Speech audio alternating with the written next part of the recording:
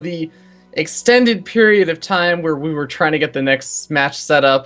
Had a little bit of trouble finding HerO as well as Taeja, but finally found them, and we are ready to get this series underway. Finally, it is going to be Liquid's Taeja versus Liquid's HerO Drenok. Are you as excited as I am for this? I am very, very excited. I had a little bit of an armistice from casting, so watching some Netflix while we got them ready. But this is shaping up to be an amazing game, and game one by pick of Taeja is going to be Dash and Terminal. And as we were saying, we're really curious to see what their form is going to be. I'm curious to see what his ideas are with this. So I think it's important to say, like, we haven't been able to see as much of HerO and Taeja lately, but it's not because they haven't been playing. It's that they haven't been playing in a lot of foreign events. The only things that we've really seen out of HerO and Taeja, for the most part, I think we've seen a little bit more of HerO if you've been paying attention. Like, for example, a couple, like the base trade TV tournament, etc., the qualifiers for that. It's pretty much just been SSL, GSL, and Kespa Cup. That's pretty much been it. And it's been like it's like maybe once or twice a month we end up seeing like a best of 3 or a best of 5 or something from them. So it's not very often we get to really see them. And I really want to get your thoughts, Drenok, on this map, Dash and Terminal, very short rush distances, and I believe it was Taeja that picked this map first. I want to say, which it was really confusing to me. It was Taeja, and the reason why it's confusing, as you've mentioned in previous casts of Dash and Terminal, is that the mothership core of the Protoss player HerO can get over to Taeja's side of the map before there's any anti-air and just get damage straight up done and do a lot of very annoying things. It's a very unique map in TVP, and I'm excited to see how these quite pro players are going to really utilize that. But for now, getting into Dash and Terminal. Oh my word, I'm not going to announce the guy on the bottom, but I will be announcing my favorite race, the Protoss race. It is from Team Liquid, the blue Protoss player, HerO. And his opponent spawning down over here on, no, Hawkeye, bring it back to where he spawned, okay? Spawning down over here in the right-hand side of the map, we have what was the base of Liquid's Taeja. Bottom or right-hand side of the map? I guess the middle, but yeah, that, wow, middle that right. Beautiful base. Floated over to the gold expansion. I mean, I feel like we're watching Habitation Station and watching QXC play again. So 2 things to note about this. Number 1, mothership core of HerO will get there even quicker, but mothership core of HerO will get there even quicker. Oh my god.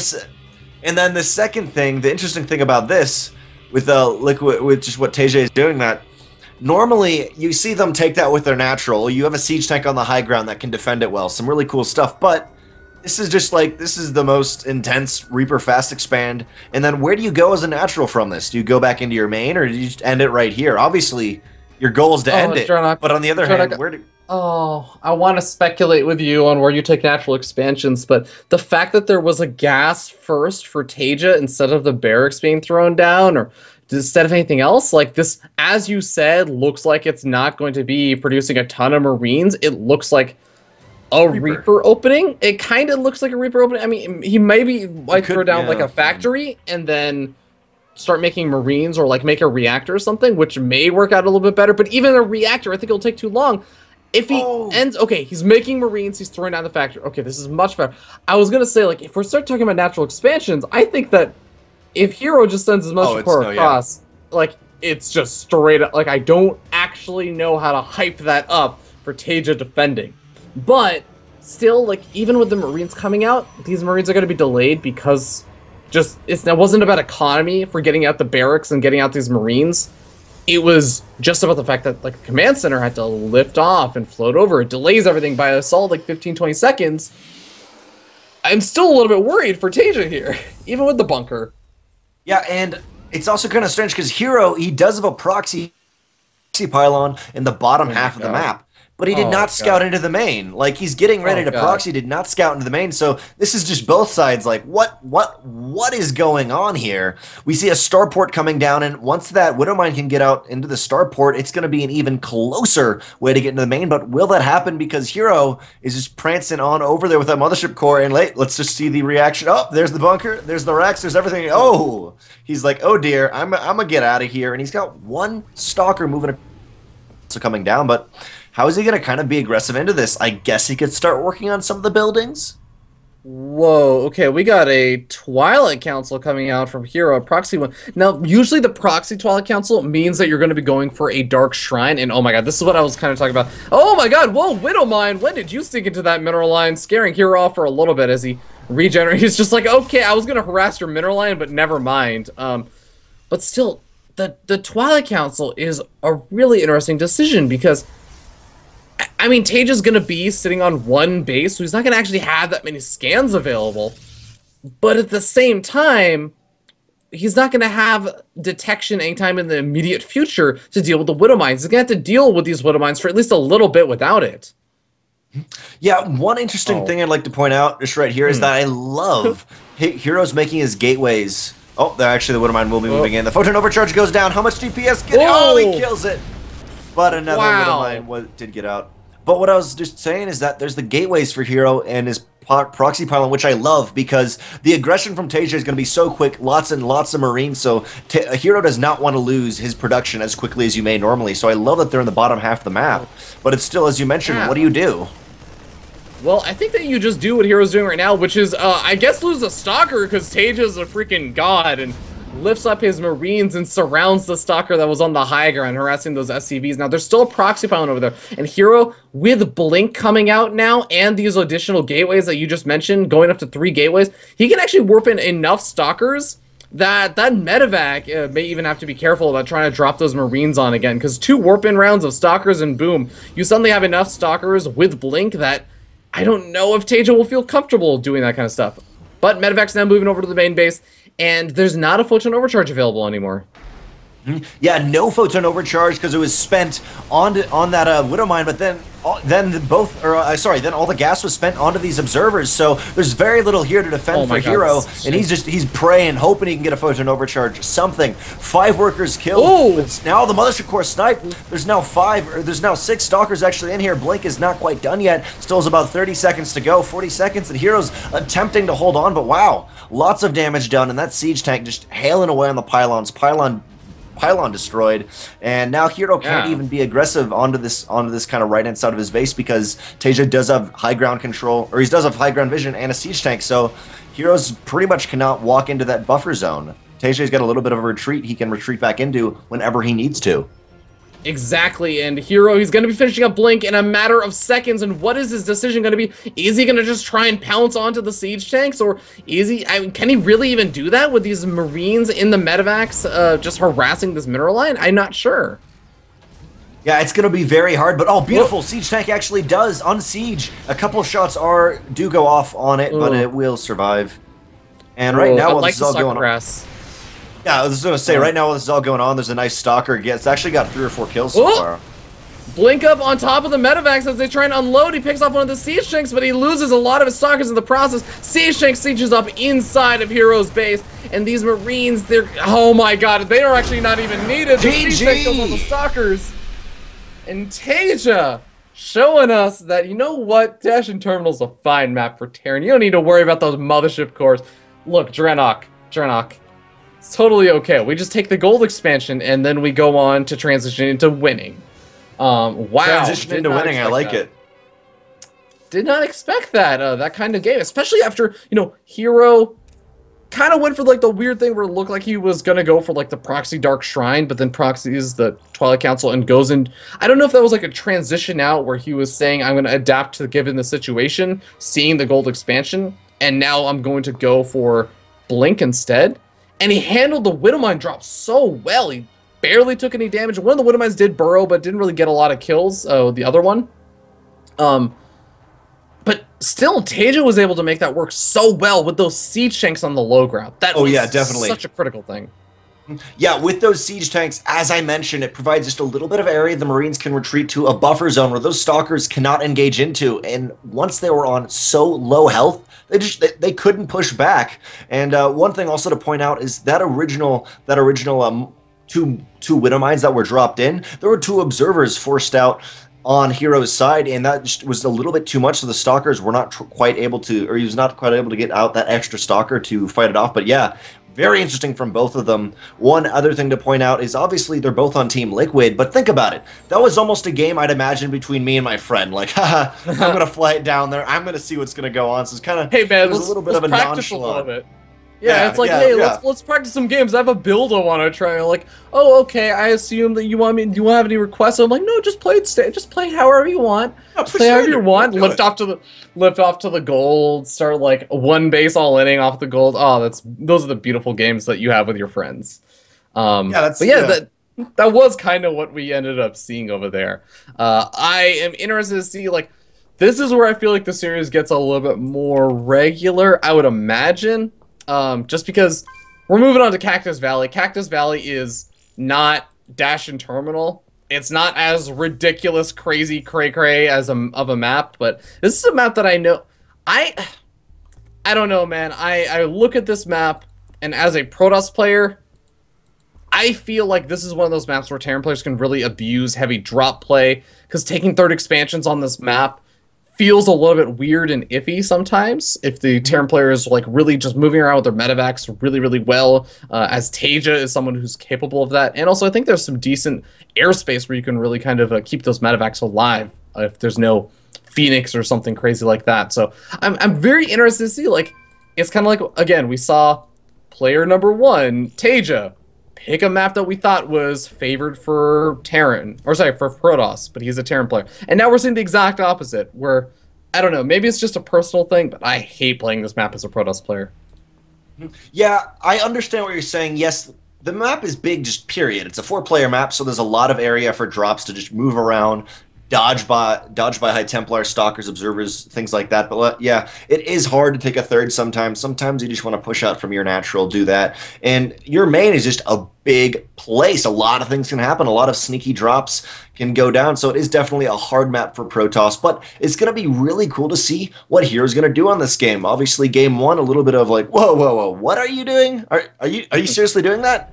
And so, as you said, we're going to see a little bit more of a standard game on Cactus Valley, and it is from last season. These players know it quite well, and hopefully it'll go a little bit better. And I'm really excited to see the other at least 3 games in this best of 7. Yes, because they did get 4, but this is going to be a best of 7, just an FYI to everyone. The winner gets $60, the loser gets 20. So no matter what, you go away with a little smile on your face. That's a lot of tacos, man. I mean, I'm not gonna lie. Speaking tacos.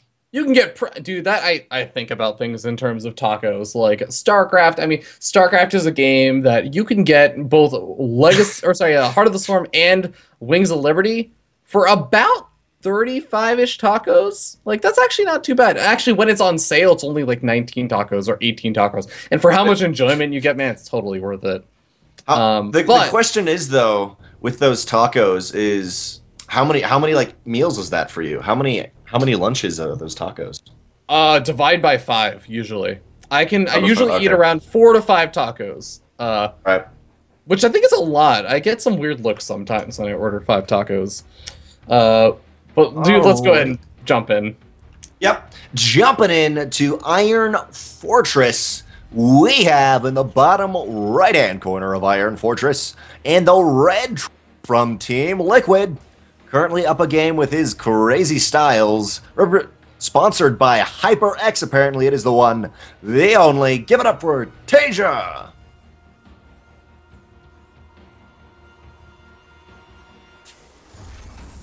And his opponent spawning down in the bottom left-hand corner of the map, currently down 0-1, but still a very strong Protoss player. It is going to be the teal Protoss player, Liquid's HerO.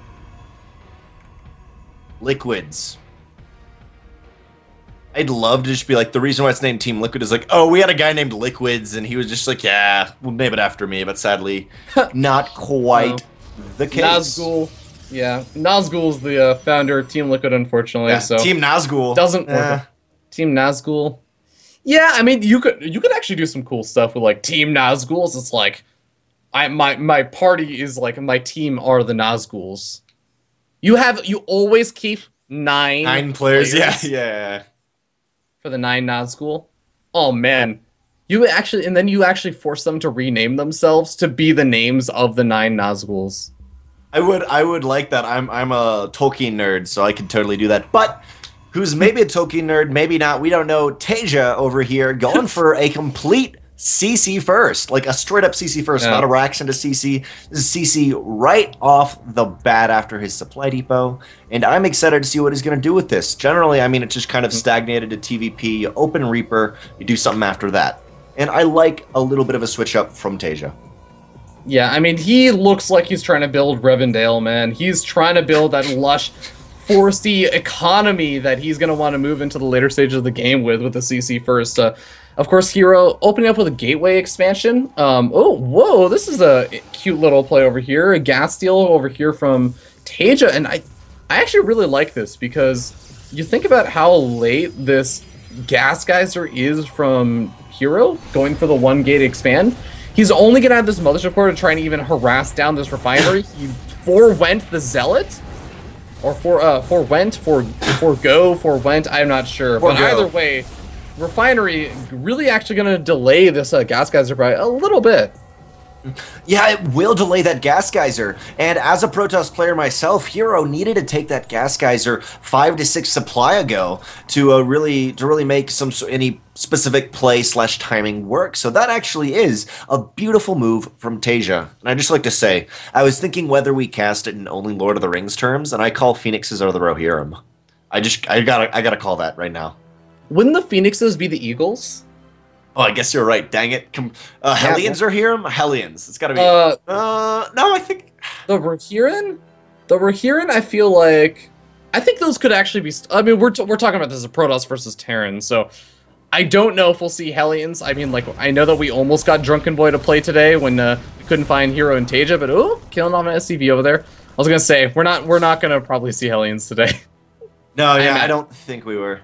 No, yeah, Liquid Taeja, or just Taeja, only playing off one gas so far, and obviously, you could do that with Hellions, but it's not looking like that. He's getting his starport up, going for a little bit more of a 1-1-1 style build, and I love this from HerO, trying to get some damage done, and Taeja knows he's only got 3 Marines, so he's got to be very careful how he pressures, especially with only 1 Marine in his main bunker. Mm-hmm. Twilight Council going down. This is such a common thing for Protoss players these days. This is like quite literally, if I wanted to describe the PvT meta right now, it's going for Twilight Council, opening up with Blink and that kind of shenaniganry. But we'll see exactly how well HerO deals with this. There's still a lot of things that can go wrong over here. But man, this Mothership Core, getting not only like a great scat off, but actually doing some really cute harassment. You generally don't see the Mothership Core being this annoying this late into the game. Yeah, he's just pesky poking wherever he can. And like you were saying, that Twilight Council is actually going to be turning into a Dark Shrine instead of that in the top part of the map. And I like that proxy position. It's like it's not even a proxy. It's just straight up hidden. You're never going to find this. And if you find it, then you're doing something hidden too. So HerO is prepping himself for a very nice mid game, and his opponent, I mean, right now, Taeja, he's gonna be able to spot it. Obviously, he's got a missile turret as natural base, but really for Taeja, he's like, wait, your attacks haven't quite hit yet. I have a medevac going into your main. What are you doing? He's still a little bit unsure.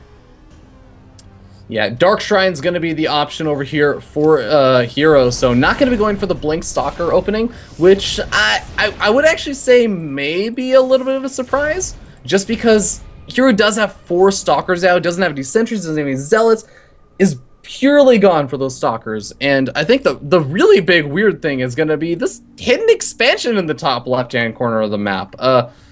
HerO, I love these kind of plays because I don't see them very often, and especially with these kind of spawn positions, I feel like there's a really good chance HerO will get away with this. Completely scot-free for a very long time. Yeah, and that's kind of like I was saying with, they're almost playing like friends. They're like, oh yeah, we'll just set up a few games, let's see what goes on, and you're trying to do the stupidest things. But they both are world-class players and would be able to, should be able to do it and at least capitalize off what they're doing quite well.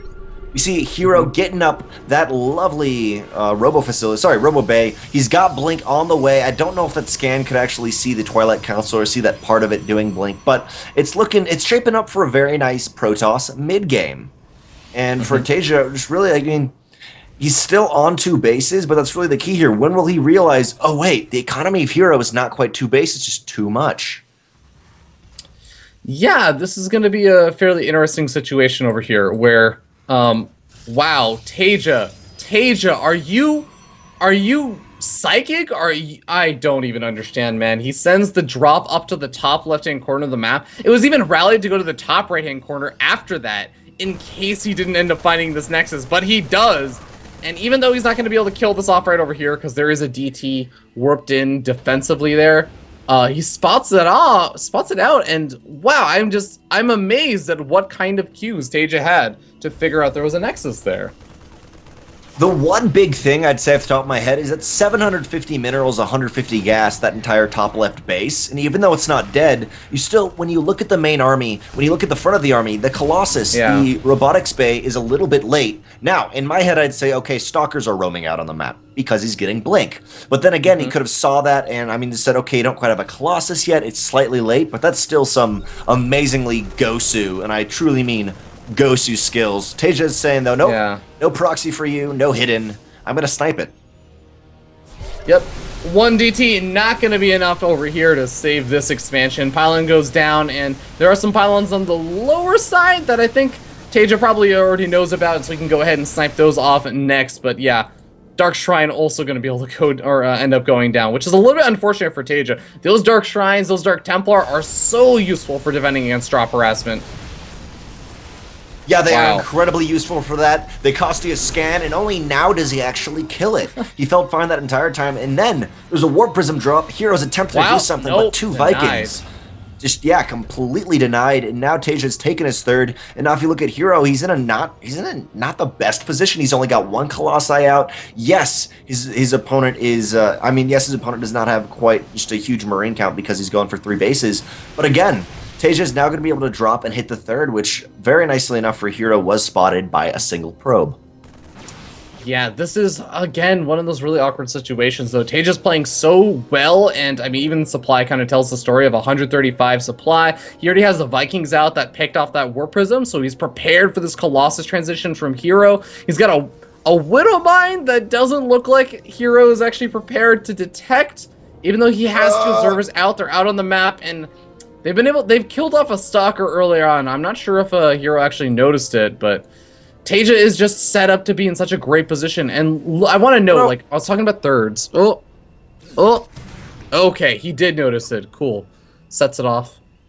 But I mean, this is the thing. Like, I feel like if Taeja even decides to go for, say, a drop in the main base, HerO has to split up his army really, really awkwardly, and it's going to be so difficult to actually figure out how to deal with this. These 2 medevacs, that's already going to be more than enough to deal with whatever HerO has in the main base, I think. Yeah, and there's only 2 Colossi for the total army, and there's 2 Vikings to deal with that. So Taeja should be fine, but Taeja, a drop denied, finally a 3rd Colossi out, and nicely enough, Taeja has a Widowmine at the other 3rd base position, so he cannot be followed onto that. But now the 3rd base of HerO is under attack. Beautiful force fields go down, force fielding out a lot of the army, but there's still the 2 Vikings on top. Colossi is down, and the rest of the army of HerO is desperately trying to help that 3rd base, but I don't know if they're going to be able to do it. 2 Colossi on the high ground are shooting down into that 3rd base, but Taeja doing so much damage. Currently, Taeja at 1-1. While HerO also has 1-1. It's pretty even, but now there's 4 Colossi. Mothership Core down, only 1 Colossi is left. Yeah, Vikings are picking away at them. There just weren't any Stalkers left over. GG gets called, and Taeja going to be taking game number 2 in this best of 7 series, going up 2-0. Drenok, that was a really interesting game. I feel like it just felt to me like Taeja was in control a majority of that game, and I couldn't exactly even pinpoint to you like one specific thing that was, you know, the way that Taeja got a hold of that game, but it was just a lot of the small things. Obviously, scouting out the 3rd was a huge win, but picking off the Warp Prism for harassment, getting out, be able to set up like the Widow Mine in a nice place, keeping HerO at home the entire time, starting up the Vikings very early on to deal with the robotics bay tech. Like everything was just really on point from Taeja that game. Yeah, it was 100% on point. As I was mentioning, I literally would call that just Gosu play. So very well from Yeah. Taeja. In game one, it was very much Taeja just did the wonkiest thing ever, won because of it, and HerO's not able to quite hold. But game two was just, it was a calculated risk. Will he spot something in the top left-hand corner? HerO says no. Taeja says, I see you're down like 750 minerals and not one Colossi. Or something else like that. Goes up there, spots it. Or maybe he just knows HerO's been trying out some wonky stuff on 4-player maps. Yeah, exactly. So regardless of the reasoning, HerO is currently down 0-2 versus his teammate, and it's not a place that you really want to be. Taeja has a pretty good win record, I think, versus HerO in the more recent of times. And by recent of times, I mean like past 2 years. I think there was a time before that where HerO had a pretty like a 1-for-1 record with Taeja, but I think now Taeja's won more games than HerO has whenever they get matched up against each other. So this is one of those kind of like cool opportunities where HerO gets to try and take out Taeja and maybe even it up a little bit, even up that series score for their lifetime matches against each other. Yeah, definitely. It currently is 2-0. And as Fear Dragon has mentioned, this is a best of 7, so the first of 4. There's still a little bit of lee room, some breathing room for HerO, but it's still this has gone down incredibly quickly. First game was 19 minutes only because it was so wonky. And the second, or sorry, I take that back. The first game was only 10 minutes. And the second game was 15. So both just quick into the mid game, done very much like just very standard Korean games. Not standard, but just quick into the mid game. We're done. Oh yeah. Exactly. So we are going to be jumping into the next map, Iron Fortress, which is going to be another 4-player map. This map, okay, so this map, let's talk about really far away third expansions. This is like the map for really far away third expansions. That's like the most key thing about this map in my mind. And there's some also like really wide open spaces, which in general, when you talk about wide open spaces, it'll favor the Terran player because they can go for those big concaves. It's harder for a pro player to say get a lot of force fields off, but at the same time, it's also worth noting that that means that there's less ledges for things like Vikings to abuse versus Colossus, where the Stalkers can't really quite get underneath the Vikings to pick them off. Yeah, it definitely is a very large map. And you can debate about third base as a lot of things you definitely not necessarily don't want to expand towards your opponent. But on the other hand, HerO's done 2 base plays each time. Yes, he had a hidden base, but as you were mentioning in the previous game, the current Protoss meta is very Twilight, very Blink Stalker heavy. So he may not need to take a third base. But if he does, I highly doubt it'll be into his opponent's just direction, purely because drops are so hard in this map, going from the third to the main. But then again, Blink may be his savior here to maneuver around this big map. And we're going to have to see what he does, though, loading into Iron Fortress. Yeah, it should be pretty interesting. This is, you know what, if I was going to say HerO or, Taeja or someone would try and take a hidden expansion, this is actually the map I would have guessed it to be on. I mean, last map, obviously a pretty good map for it, or I would have thought Cactus Valley would be a nice map for it as well, but Iron Fortress is really just one of the maps that feel the largest when you end up having even when you end up having cross-spawn positions, but just feels like a really large map. So anyways, let's go ahead and jump and introduce the players. That definitely is one of the largest maps, but without any further ado, in the bottom left-hand corner, currently down 2 games from Team Liquid, give it up for the blue Protoss player, HerO!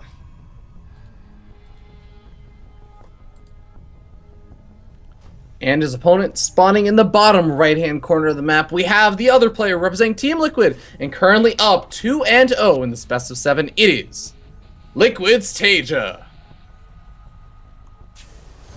Oh yeah, I like that Liquid something, just adding it in instead of Team Liquid's, but Taeja is now finally opening up what seems to be Reaper. Actually, I take it completely back. This is not Reaper. This is a little bit wonky. No Rex yet. Fairly early Gas Geyser. And there's I mean, the barracks is going to be coming down. So basically, it was a gas first, and HerO sending out, gateway probe scout, nothing super duper crazy or early or anything. Sometimes I have seen a couple of Protoss players that are a little bit wary about 4-player maps, and ooh, HerO, this is a interesting scout path. Is he scouting cross first? I think he is, and that may be indicative of some really quick aggression, but he's only taken one gas, so I'd almost say he's going to scout and maybe proxy it there because your opponent wouldn't expect it on their side of the map, because either way, the diagonal one is either going to be your opponent's base or on their quote-unquote side of the map, wherever it is. But it looks like just going up there, scouting, seeing what he can see, and I'm really curious from Taeja the earlier gas why that was, but it may just be for that quick factory. This is looking like it may shape up into I'm guessing it's going to be 1-1-1, but he may be able to do something with a Banshee, something like that. Oh man, SCV just barely scouts out or spots out the probe as it moves in, but I mean, nothing super crazy. It doesn't look like it's going to be any kind of immediate proxies or anything of the sort, but first Marine's out for Taeja, and with some good micro, he should be able to kill off this probe before it makes it into the base, and there it goes. Not going to be scouting out the factory or the gas guys or anything, so HerO going to be a little bit in the dark for just a tad bit of time. Yeah, HerO definitely will be in the dark, which is a place you don't want to be at all when you're only on one gas. It's scary going against Widow Mines, whatever the Terran can throw at you in this early game is definitely scary. But finally, HerO's got his Mama Core out, taking his second gas, and even sends a second probe to the other side, maybe for a proxy pylon. It would be a fantastic position to spot drops in the right where that is. Yeah, exactly. That's what I was thinking, is just being able to spot out any kind of additional drops that come out, which is exactly what we're going to end up seeing over here from Taeja. I mean, this is a very fast Widow Mine build, and I mean, the Widow Mine openings are pretty standard these days in the matchup. HerO moves his probe a little bit further north, though. Probably not going to be able to scout out any kind of Widow Mine drops that do end up coming out, but for now, Taeja still just trying to find his opponent, still trying to find HerO. Hasn't really gotten a whole lot of glimpses at what he's been up to. Yeah, he is not at all. And to boot, there's a Widow Mine at the natural base of Taeja, so it did go off, but anything going in is going to be completely denied. Just to mention, though, for Taeja right here, he's only now scouting HerO's side of the map and will be met by 2 Stalkers, but thankfully spots them going on the rocks and will not need to sacrifice himself. Yeah, there's the medevac, though, loading on up, moving along the bottom side and seeing what damage is going to be able to do, as HerO has his Stalkers positioned at the ramp, but I mean, just 2 Stalkers, I don't know if that's really going to be enough to deal with this. He may have to blow out a Photon Overcharge pretty quickly. Yep, Robo Bay is still about 10 seconds away, so no Observer. Widow Mine going down. And, will he Photon Overcharge? He's still debating natural or main. I'm glad he did not Photon Overcharge right now because it would have left him very open in one of the bases. But still, Taeja's putting on more pressure. 2 more Hellions coming in. They will be able to get that probe. And now there's only 3 Stalkers for HerO. Indeed, and these Hellions are, these are the units that I was saying last game that I don't think we're going to be seeing in this PvT, but apparently we do end up seeing them. Hellions moving in. Kind of suicidal run going straight onto the probes. I feel like that may have just been more of a scout to see, like, hey, what exactly is the tech that you actually have back there? How many gateways do you have? Are you going for a really fast robotics bay build, or do you have additional gateways there? And looks like he's going to be loading on out as he knows that warp gate technology is just finished up. And HerO doesn't have blink or anything. He just has a robotics facility, so I guess there's no big fear that this medevac is going to get blunk under. Yeah, but on the other side of the map, 3 Stalkers were whittled down to 2. They took out a bunker and a couple SCVs, 2 SCVs killed. Just a note, in that drop, Taeja did kill 5 workers. But now, I mean, HerO's putting on his own aggression. There's no blink, as you mentioned, though, so HerO cannot lose this. He's got to be very careful. Oh, Observer is sniped. Probe is taken out. There's not going to be the quicker warping location, and there's still that 1 Widow Mine just hanging out that HerO's not going to be able to clean up. Yeah, killing off the Observer was a really, really big deal because, again, as we saw, HerO has to poke up to the top of the ramp to get any kind of vision to put on any kind of pressure. Without, or if that Observer was still alive, then I think HerO could have done a lot more damage because, I mean, you look, the tech labs are only just now finishing up on these barracks. It was going to be a long time before something like Stim was ever going to be finished up to chase these stalkers away, even without Blink. Yeah, I was just about to point that out as you were saying that there's still no stim, as you mentioned, and instead of stim, Taeja's actually going into concussive shells, but he does not have a single marauder out, so it's still going to be a little while till he can utilize that. 2 marauders coming out at the same time. There is the orbital command, though, as his second CC, so he can get some meals up. A beautiful pickoff will get that Widow Mine, and Taeja is actually going to be spotted by that pylon. As we were mentioning before, perfect spot to put it in this horizontal third base position, perfect spot to put in some drop vision. So close to picking off that medevac. Medevac does survive, and maybe if he decides to go for a drop, he'll use it on the other medevac. But for now, Taeja going to be able to secure that natural expansion. He makes it down the ramp and into a more open area, and this is definitely where he's going to be a little bit more favored in terms of being able to deal with those Blink Stalkers. But a couple Zealots being warped in over here. HerO may be looking to continue this aggression, but he is taking up to a Colossus behind this, so I don't know how committed he really wants to be to this. Yep, Taeja pushing forward. Remember, no stim and no combat shield, so he's got to. Both players have to be very careful, and no blink for HerO, and barely keeps that pylon alive. It will be sniped eventually. And now HerO, as you're mentioning, he's not really planning to keep on the aggression, trying to get Colossi out, but he's put a lot of these stalkers, lost a lot of gas.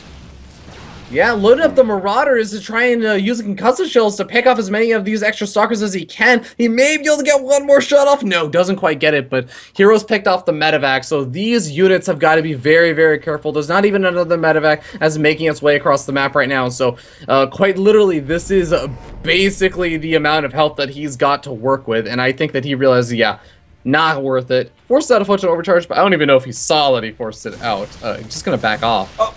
No, he did see it. If you go to his vision, you can actually see the dots of the circle around that nexus. But finally, HerO's got a Colossi out. He's going to have a little bit more stable of a defense, but he does not have that meaty ground army that's going to be able to stave off any Vikings coming out of Taeja, because he is transferring his starport over onto this reactor, and hopefully he's going to start pumping out Medevacs Vikings as fast as he can, and heading into a pretty stable mid-game for both of these players. But HerO is still, it's a little scary for him. He's still a little bit weak. Yeah, there's going to become a really weird and when I think about Protoss players that tend to, or have a history, or have a bit of a record of playing a little bit greedy, or playing with very, very few units, but somehow making a miraculous defense happen, HerO is the #1 player that a lot of people will think of. So we'll see what he can make happen over here. He does still have those 2 Colossus out. He has a sentry. Or, sorry, a couple of sentries, so he does have some force shields available, and there's really not that many medevacs around for Taeja. He's gotten 1 medevac, has 2 more popping out, but they're not exactly on this side of the map yet, so he's not going to be able to make a lot happen with them just yet. Yeah, and Taeja is looking to take a third base out of this aggression, or at least, as I've said, best defense, good offense, and that's how he will hopefully secure that third base for now. Will scan himself, thinking there's an observer, but just is taking very nice map control. Has a Marine at the third base of HerO for now, and is actually sending another Marine there. So far, Taeja has beautiful map control, and on HerO's side of the things, he's just really prepared for a drop in his main. He's honestly quite scared here, and is trying to get up as big of a defense as he can at the moment. I mean, yeah, I don't even know if that even does entirely justice of just, like, having the force in his main base ready for a potential drop. He's even building the photon cannons in his natural expansion, and this is a very, very defensive maneuver to do as a Protoss player. To do it off of 2 bases, that it feels really defensive. If you're doing it off of 3 bases, yeah, you got the extra mineral income to spare, but I mean, we're approaching the 15-minute mark. Still no third expansion being thrown down. HerO is just gathering up as many units as possible, getting up a Dark Shrine, getting up his upgrades, and this kind of feels like he just wants to do a big push out once 2-2 and Blink finish up. And I'm guessing that's how it's going to work, because a Warp Prism is going out. Hopefully we'll be able to pull the army back, but Taeja already has 4 Vikings ready to meet that Warp Prism at the door. Now, Taeja is moving forward with the small force. I love this, just denying any scouting, denying any vision push out for HerO. But we're going to see how he's going to make this Warp Prism work, but I don't think it's going to happen. Nope. Vikings immediately deny that Warp Prism, and some good micro over here from Taeja is going to be able to get off those final shots. HerO kind of stops microing it for a little bit, and that's obviously going to cost it, but regardless, HerO is starting to, he's gotten up to that money Colossus count of 3. He's getting out a 4th Colossus now as well, but that Viking count, Drenok, it's pretty high. It's pretty scary, actually. I don't know. Let's see. I guess we're up to 7, like soon to be 10 Vikings, so this is going to be more than enough for these Colossus. I don't know how successful a push-out would be for this point for HerO. Yeah, I'm not sure how successful it will be either. He is up 1-1 while Taeja is at 1-0, but still, I don't think it's quite enough, especially with the Viking count of Taeja. 8 Vikings so far. It's just going so well for him, dominating games really well, and we're just that DT. Yeah. There's a DT. It was just kind of, it was like doing a little bit of stutter stepping on top of this army. Not quite wanting to reveal itself. Finally gives up, goes after some of these Marines, but fortunately, when you have a combat shields as a Marine, you can survive those DT hits. Yep, you can. Hopefully you'd be able to shield block them out. We don't know, but right now this will help HerO with a little bit of map control. He's been struggling with that. He's been able to attain his 3rd base, but it's still scary. This is the big battle it's going to come down to. But the Vikings aren't quite in position. They know there's Blink Stalkers, and they're holding back behind the army. Big stim forward, but a Blink back, and HerO's in a nice position. 41 Marines, 19 Marauders, 12 Vikings against, I mean, only 4 Colossi and a decent amount of Stalkers. I'm worried for HerO. He's got to be very careful, but with his Blink Micro, as you said, he's got out of some scary situations. Yeah, but this army is in a really weird position. Oh god, these Blink Stalkers getting stimmed on top of, maybe, but oh, the Blink Stalkers, the problem is they're not underneath the Vikings. They do manage to blink under there, but not before the Vikings get some juicy shots off on some of these Colossus. Stalkers are starting to pick off a lot of these Vikings, but I think that the Vikings are winning out in this engagement. Yeah, just so many Vikings in the right place, in the right time. Mothership Core goes down. There's going to be no Photon Overcharge. The scan on top of HerO's army, and Taeja knows he's got this. HerO will not give up, though. He's got 1 more Colossi coming out, and the Vikings actually land, but Taeja is saying, I'm going to be careful. He keeps 1 Viking on in the skies, and will start ruining it. Yeah, and the Blink Stalkers, I mean, they're doing a pretty good job defending that ramp and stopping this natural expansion from just going down, but the big DT warp, and you know that's when you're a little bit desperate. I mean, the DTs are doing some pretty awesome work, but I'm just not sure if it's going to be enough. Taeja even doing a little bit of that extra medevac micro. GG gets called. Taeja going up 3-0, 1 game away from victory. And just like we saw in the previous games, Taeja playing so well, so confident, and really has just done fantastically, phenomenally on all these maps. I'd say that this map was probably the closest between the two, but even then, I feel like HerO he was too defensive. He was trying to build up for a massive push out, and then Taeja just denied it. And held out in the middle of the map. Yeah, I think I kind of agree with you. There were a lot of really defensive things that HerO was doing, from, you know, keeping all of his units really kept far back inside his main base, never really putting on a lot of pressure on Taeja. But at the same time, I would say that, like, Taeja wasn't going for an extremely early 3rd expansion by any means. I think he finally ended up landing it over his 3rd around like 17-18 minutes. The Viking count was also pretty high, so I think that probably also hurt. Like, Taeja just seemed to sort of have HerO's number, and it just sort of seemed like Taeja kind of just was in a good position and was able to out-macro HerO a little bit. He didn't even get a lot of damage done with drops or anything, but he got small little pickoffs and was able to just have up a larger army for that big engagement. I would say the biggest thing, for in my mind, was kind of the angle of engagement also, where HerO was retreating back with the Stalkers. He had already blown Blink, and the Vikings are able to start working away on those Colossus. Oh, definitely. So, it's those small little things that I think end up playing a really big difference in the game. Yeah, you could debate either way if he should have had the Stalkers attack right there or blink back to defend the Colossi, or sorry, just move back to defend the Colossi. But he also lost a lot of Stalkers simply moving through the Marauder, the Marine fire right there. And yeah, it was just a fantastic engagement from Taeja. I loved how he was keeping the Vikings really far behind and kind of to the left. He knew there was airspace between those 2 third bases that they could go to if the Stalkers blinked forward onto them, and really just had fantastic positioning, as you mentioned. But that was game 3, and there's still 1 game left, and that's giving HerO some leeway, but it's looking very good for Taeja. Yeah, it's looking very, very good for Taeja because one of the things you get to remember also is when you have a situation where it's like getting to this point and HerO's trying to pick the map, he's already picked like the way that you pick out maps in these kind of series is you tend to pick the maps that you feel the most confident on early on because you can guarantee that those games are going to be played. If you try and save the maps that you feel confident on for later, there's a chance that you just get 4-0'd or something, right? And you're not going to have those maps for later. This is that point where HerO's already kind of been using some of the maps that he feels the most confident on. He's going to be moving over to Coda, but this is do or die. This isn't his very first map choice. This is a point where he cannot afford to lose any games if he wants to make a comeback in the series. But, Dranok, there is one thing that's favoring HerO very heavily right now. It's something we cannot underestimate. The Team Gravity Fight Night curse dictates that this should, in all theory, in all logic, for the curse, we should see this go to at least Game 6. Yeah, I completely agree. A lot of the games took a while earlier on, but a lot were quick. Are you gonna ask me like what is it? I was like, I have no idea. Like you stopped no, for man, a second. I'm not gonna put you on the for a spot second. there. I'm like, oh my word, oh my word. I had no idea, but yeah, it was. You almost broke my heart right there, Fear Dragon. Almost came close to it, but for now, yep, we're gonna be sitting at 3-0 in favor of Taeja as we move on to the map Coda. Jarnak, how you feeling about Coda in this Protoss versus Terran?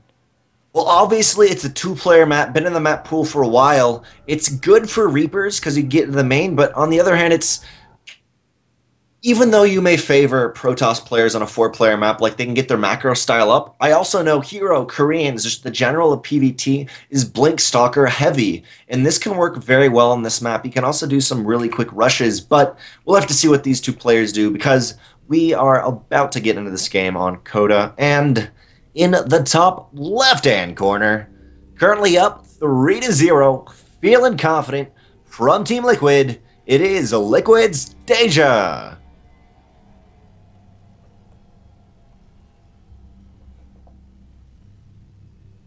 And his opponent spawning down at the bottom right-hand corner of the map. There's that do or die moments, and this is when we end up seeing some of the crazy stuff come out. It is going to be the blue Protoss player, Liquid's HerO. And his distinct lack of a pylon in his main base. Yeah, a very distinct lack of that because it's going for that proxy. Like I was saying, is a two-player map. You got a lot more proxy possibilities. And we're going to see how Taeja deals with this. He's not doing anything too crazy so far. I mean, he's playing it normal, very normal style out because he is up 3 games. He's feeling confident. He's got some buffer. Okay, so we do have a barracks first from Taeja. I mean, there is still some of the opportunities that maybe Taeja's feeling absolutely crazy and goes for a CC first on a map like Coda. I would be surprised if that was the case, but also didn't have a gas first, so this is probably one of the better situations that Taeja could ask for, where he's going for the barracks, he's getting up a gas guy, so he can eventually get up a Reaper. Will he be able to deal with this? It looks like this is not going to be a 2-gate, though. This is going to be a gateway, cybernetics core, and probably getting out some stalkers to put on just 1-gate proxy harassment. Which, this is going to be interesting how it plays out, because Taeja is going to go into the main of HerO, and he's going to get some decent scouting information. I mean, no pylon, no nothing. And so he's going to be able to kind of retreat back onto this and hopefully do something. But on the other hand, let's say for some reason he doesn't actually get into that main. The Reaper's coming out. Will the Reaper spot this? If HerO's given enough time to get up a cybernetics core, it could be, I mean, it is a lot stronger. Or sorry, if HerO's given enough time to actually get a Stalker out of this with the Zealot, it could be very strong. But I've seen this before. It is going to be a 2 Zealot into Stalker. We'll have to see how that's going to actually work out. There's the scout into the main of HerO. Yeah. One of the big scares also here is that where is the Reaper going to be? Is it going to, as you said, like move around and scout out? Because if HerO just saves up these Zealots as he's doing right now, he can move in. He's waiting, I believe, for the Reaper to actually move its way across the map. And if he doesn't scout this out, but, oh, he's getting very close. Oh, he sees the Zealots and he's going to start to work away on them. Yeah, that was only the Zealots, though. He originally had it just to go below that ramp, so they may have not been spotted, but first Stalker is only a couple seconds away, 12 seconds that is, and HerO's just got a micro for a little while, and the same thing for Taeja. But, I mean, he's got a bunker up, he's got a Marine in the bunker, he's got a factory going, so this may be pushed back, and this is going to come to the next couple seconds, how this is going to work, but HerO will be able to take his natural base in just a couple seconds. I mean, for all intents and purposes, I feel like Taeja's going to be feeling very, very confident about this game right now. He's not only put a complete halt to any aggression that could happen over here, but he's also going to be able to whittle away at these Zealots. And the Stalkers and Zealots can't actually move all the way back home to make sure that another engineering bay or something doesn't get thrown down. HerO had already thrown one up earlier. Oh my god, is he going to do it again? Is he going to throw down another engineering bay? I mean, there's nothing back at home to actually kill it off right now. Yeah, there is nothing at home. There's that one probe, though. He hopes, he believes, but HerO at least he is going double gas. So even though this is a big commitment into this aggression, he can easily come out of it into something else because of that early double gas. But for now, Taeja is stuck in his main base, so at least HerO can kind of hold him to one base if he tries to go for a natural. He does have the Mothership Core there. Once it gets to 100, he will be able to recall out if it comes to that. Yeah, but I mean, I think that HerO's pretty all in at this point. He has he definitely is. Yeah, yeah, he hasn't started Warp Gate. He's got to do massive amounts of damage, and I just don't know if he has the units to do it. Especially with like the Widow Mines going to be coming out. How in the world do you move up through the Widow Mines with a wall in and not take so much damage on your units that you don't need to fall back? Yeah, like I was saying, I don't think it's going to happen. All he can hope to do is deny a natural base for a little while, but still, back at home, he's not taking that natural base. Oh! Barely survives with 20 health. These 3 Marines are not in the bunker, though, so the Stalkers can do some more damage, but one okay thing, like you can kind of be like, well, at least I'm doing something, is the SCVs are taking up minerals healing. Yeah, I mean, there is that. Still not much, though. Yeah, it's not exactly the biggest saving grace, especially with the medevac now moving across the map over here for Taeja, looking to put on the aggression with not just the Marines, but also the Widow Mine that is going to go completely undetected. Robotic Facility is on the way, and I mean, HerO actually scouts out this command center that is very close to finishing up. Oh my god, is Taeja going to lose that? That actually is going to be a pretty frustrating loss if that happens. No, finishes it up. Yep, the Widow Mine is down. Thankfully, it does not go off on the probes, but nothing is being warped in. A Robo Bay, still 20 seconds left. Loses the Mothership Core, though, and loses GG. Vanguard Vision. GG. And that is going to put an end to it, as well as almost the Team Gravity Fight Night curse/blessing of having very long and close series. Liquid's Taeja taking a very dominating 4-0 over his teammate, Liquid's HerO. Yeah, just playing so well in every game, as you mentioned, just kind of dominating him and really not allowing HerO any breathing room, except for that third game almost happened on Iron Fortress. But well played from both these players, both world-class high caliber, and both, I mean, they've won multiple dream hacks between each other. They've, I was saying, won multiple Aces ROG and done quite well in the WCS scene. But yes, both, it will come down to 4-0, Taeja winning it out. Indeed, and I want to give a huge congratulations to Taeja. Going to be walking away with 60 tacos. I mean, $60. Of course, HerO walking away with 20 of his own dollar tacos that he can go use at the nearest Chipotle/Taco Bell/whatever your Mexican choice of food is. About dollars. Dollar tacos. Dollar tacos. So okay, I guess I'm not being entirely accurate. Chipotle tacos are definitely more than $1. $8.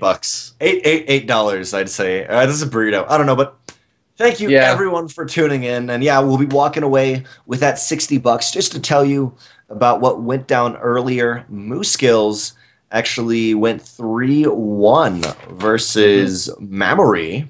And then what do we have happen in the very first series, Fear Dragon?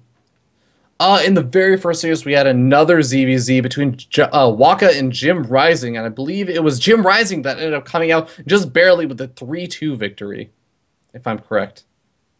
Yeah, just barely doing it out. Or Jim Rising won against Waka? No, I think you're right. Yeah.